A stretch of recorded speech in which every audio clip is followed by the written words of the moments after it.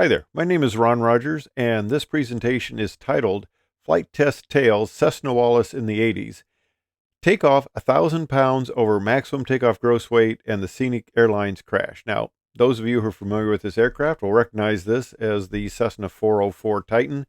It's a really great aircraft. It could really carry a lot of weight. It had a useful load of 2,765 pounds and a maximum takeoff weight of 8,400 pounds.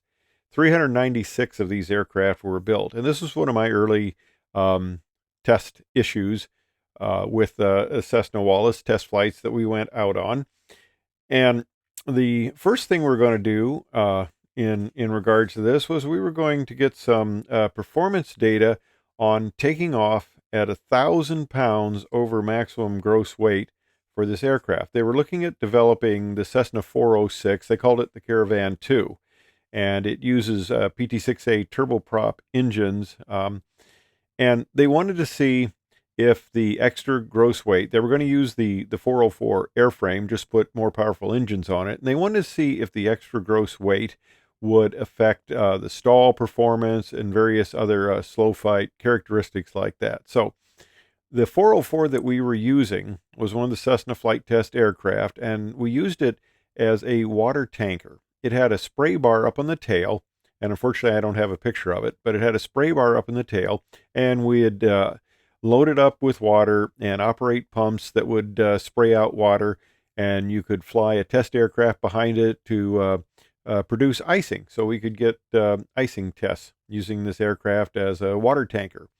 Well, because it had a big tank full of water, we could load that up, and we loaded up 1,000 pounds over the maximum gross weight. And there was a little handle where we could dump the weight quickly, because you don't want to take off 1,000 pounds over gross weight. You lose an engine and you're in deep trouble. And actually, the performance people and the structural people cleared us for the flight, but it was a heavy aircraft. The 406, it was more expensive to operate than the single engine Caravan, which was another aircraft developed at that time. But they needed this in Europe because they needed two engines to comply with European regulations regarding commercial operations, which only allow multi-engine aircraft for commercial instrument flight. They only built 99 of these aircraft, but our mission was to get data on a heavyweight performance of this airframe. So here's a view of Wichita Mid-Continent, where Cessna Wallace is at in the lower right-hand corner there. And we taxied out from that location over to 19 right. And those familiar with the 404, it's got that trailing link gear. And with the extra weight, that thing really kind of wallowed on taxi. And we go over here to 19 right. We get cleared for takeoff, and we begin our roll. And we roll. And we roll. The acceleration was slow. I've got my hand on this handle the entire time, because if an engine so much as coughs, that water is gone and we lose the gross weight. We used nearly the entire runway to get airborne. And Tower actually asked us, is everything all right? They were used to flight test aircraft doing weird things, but they were concerned. We go, yeah, everything's fine. The climb rate was very slow, but we got it up to altitude. We did the various tests, got them the data, got them the performance information they needed, and they developed the Cessna 406, the Caravan 2. Now, single engine performance in propeller airplanes is kind of an interesting aspect, especially for a guy who was an Air Force pilot, because you fly high performance aircraft, you got tons of power. And I had a short stint where I was flying the O2, and I was very concerned about that because I knew a lot of pilots who were in the F4 and they went to forward air control or positions in the O2. They lost an engine and they were killed. So I'm kind of concerned about the performance on this aircraft because I knew it wasn't fantastic. Now you take your typical fighter. You lose an engine, that's not even an emergency procedure. It's thrust as necessary in the F-15. At least it was way back 40 years ago. I don't know if it's changed, but back then it was just thrust as necessary because you got a lot of power. O2, not so much. Now, I was getting my ATP. I was going to become an airline pilot. They were going to put me in a ground job as my next assignment, and I go, no, I don't want that. I'm going to fly. I'm going to fly. So I got an airline job, but I'm getting my ATP, and we're using an Apache. It had a drum directional gyro that you could actually watch it process. They were going to get that fixed, never did. Took my check ride with the FAA with the thing continually processing, and we do one of the first takeoffs in this. 160 horsepower each side, no accumulators for feather or unfeathering. So we take off, get 100 feet. The instructor pulls the engine back to zero thrust, and we're driving at 100 feet. And I said, well, when does it start to climb? And he says, it doesn't. This is as good as it gets. Well, that's when I found out that any piston civilian aircraft certified gross weight less than 6,000 pounds does not have to demonstrate positive climb rate, single engine. Fortunately, my turbo Cessna 310R is above 6,000 pounds, and it will generate positive rate of climb on one engine. Although I've gone out and done some flight test stuff, and I can't quite duplicate the book numbers, which kind of concerns me. I may have to play with that a little more. So now I'm coming off the 38, and I'm getting my ATP in the Apache. Now the 38, you lose an engine, heavyweight, or that's maximum takeoff gross weight for the T-38. You just take off. One of the things I did as an instructor is when I gave a check ride, we took off. We simulated single engine heavyweight. We came back around for a single engine pattern, and we flew that to a go around. Well, you still got a climb rate of 4,000 feet per minute single engine, so you're not really hurting. Remember this guy? Nothing. In fact, he later told me that he was a little surprised we were even maintaining level flight because we're out in the Fox Valley. It's high, not terribly. I mean, 2,300 foot field elevation, but it's always hot out there. So he was actually surprised the aircraft was even climbing, and we're doing good just to maintain level flight.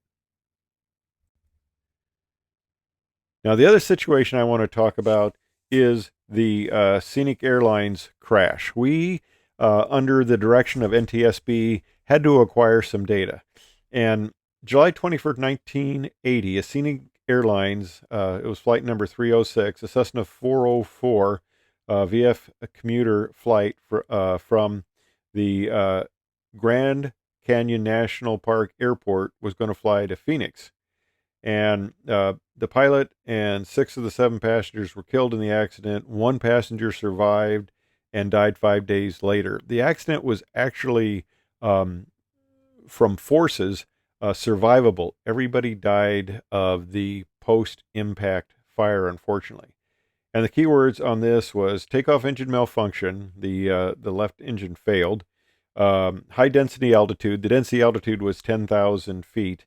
The marginal single engine performance, windmilling propeller, and there were some aircraft maintenance issues and pilot training. The impact forces were survivable, and the post-accident fire is what killed him. Now, this is the airport, and it's at high elevation, 6,609 there, and with the density altitude that day, it was 10,000 feet.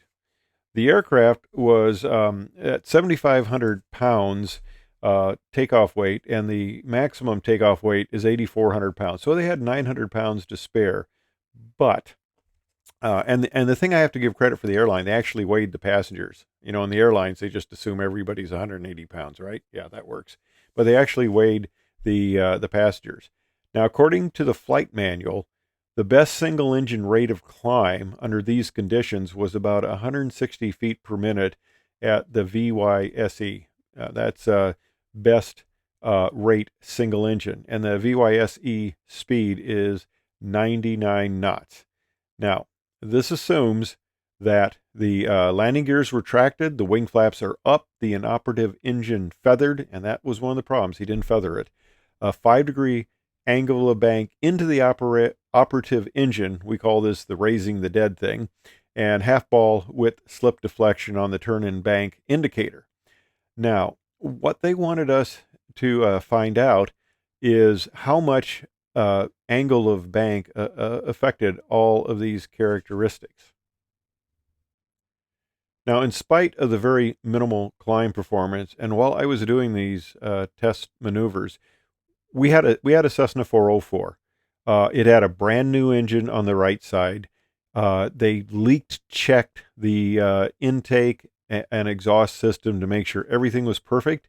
And so we had a perfectly operating new engine, and we were going out to get some data.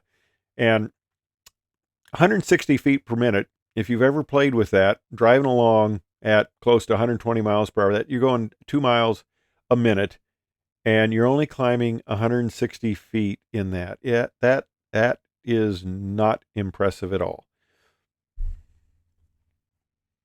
But they wanted us to get some data, and the data was actually quite interesting.